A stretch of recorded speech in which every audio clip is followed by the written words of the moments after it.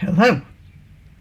Well, as many of you know, there's been a spot of bother in Britain over the past week or so. First, it was Black Lives Matter and assorted Antifa defacing statues in London and setting fire to flags and that sort of thing. And they actually pulled over a statue in Bristol and dumped it into the harbour. You must have seen pictures of that. Then it was an organisation led principally by a group called Britain First, which was out in force with a group of others under the Save Our Statues banner. The Black Lives Matter demo injured 27 policemen and was reported like this in many cases. While the counter-protest, the Britain First one, which injured 9 policemen, was reported like this. So, a simple fight between black activists and white Nazis, you'd think from the reportage, until you come across a picture like this. Here we have what appears to be a Britain First supporter squaring off against a Black Lives Matter supporter. Now, I know my eyesight isn't as terrific as it could be, but I'm having a lot of trouble differentiating between these two groups, actually. And this chap here, wearing a Jewish skull cap, well, he just has to be a Nazi, hasn't he? That's the problem, because all those Britain First people and their relatives and friends, they know the reality and they'll take it back to their homes. The press isn't doing itself any favours by skewing the reporting in this way. Mind you, there is one mildly amusing piece of reporting. This photo came from The Sun. Of course, this is by no means a funny situation. We have an injured person here. It's not the injury to which I'm drawing your attention, it's the caption. How very politically correct. Police escort a photographer with blood on their face outside the Houses of Parliament. Note the use of the word their. So far as I'm concerned, that's a man. But just in case it happens to be a rather butch woman or possibly a tranny, The Sun has decided to hedge its bets, offending grammar rather than some nutcase who might throw a rock at one of their reporters, gender unspecified, the next time they see them. Okay, now look at this. Another set of Antifa? Well, actually no. It's the Guildford Hunt saboteurs proudly posing. So people have been saying, how could all these protests have blown up so suddenly? It's a complete surprise, they wail. How could we expect this? Well, I'll tell you and them something. This shouldn't be a complete surprise to anyone. This whole thing started with Hunt saboteurs in the 1990s when they became organised and embarked upon a coordinated campaign for which they enlisted some members of Parliament as well.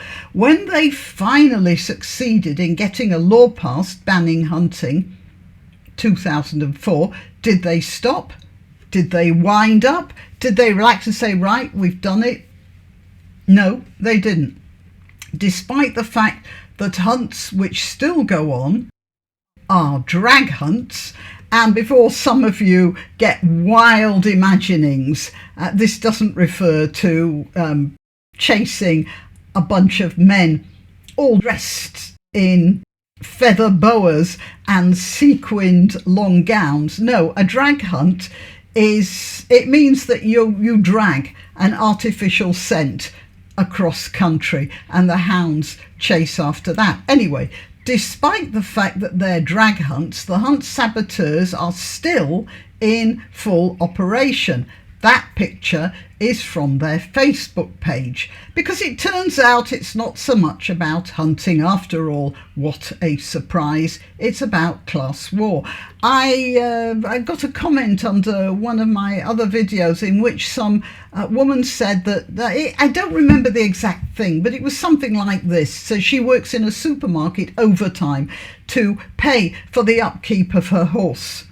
And yet when she was on a hunt, she told me in the comments that a hunt saboteur was trying to drag her out of the saddle, was cursing her for being a posh, rich bitch or something along those lines. No, it's class war, and it doesn't matter whether the person actually belongs to any particular class or not. It's these people have this thing in their heads, and that's as far as it goes, as far as they're concerned. Anyway, back to the hunt saboteurs. I don't think it's any coincidence at all that when these guys got their victory in Britain in 2004, American Antifa groups started organising themselves, and that's particularly toxic organisation, By Any Means Necessary, started its first serious campaign in 2005. No, I don't think that is a coincidence. So, I know that several of my subscribers dropped out when I made a video supporting hunting a while ago, and some more of you might drop out when I say now that my mind hasn't changed. Whatever you think of hunting, I have to point out that when you support mob rule and violent protest that wishes to do away with something with which you happen to disagree, you end up discovering the mob has turned its attention to something else with which you don't disagree, because the mob is never satisfied. And here we have Sadiq Khan bowing to the mob. Sadiq Khan, our Knight Mayor of London, he has decided that we should remove statues raised in memory of people who owned or traded slaves. It won't stop there. Of course, it will progress. It'll progress to people who, I don't know, were opposed to universal suffrage, or possibly the Corn Laws, or the window tax, or whatever. It will go on and on, because once you've moved that Overton window in any particular direction, it just keeps on sliding over. I don't know why the government is being quite so silent about it, because this will not end without something ending it. And unfortunately, the longer you leave it, the more decisive, let's put it that way, the reaction will have to be. Whatever it is, I do wish they'd hurry up and make up their minds to do something. Black lives may matter, but what matters more is that we all have a country to live in. Why don't you treat yourself or a favoured relative or friend to these magnificent examples of promotional merchandising? The Graniopteryx t-shirt or the Granbo mug, which comes in 2 flavours, with a firearm or the more deadly knitting needles. And whatever platform you're watching this on, please click like, subscribe and share.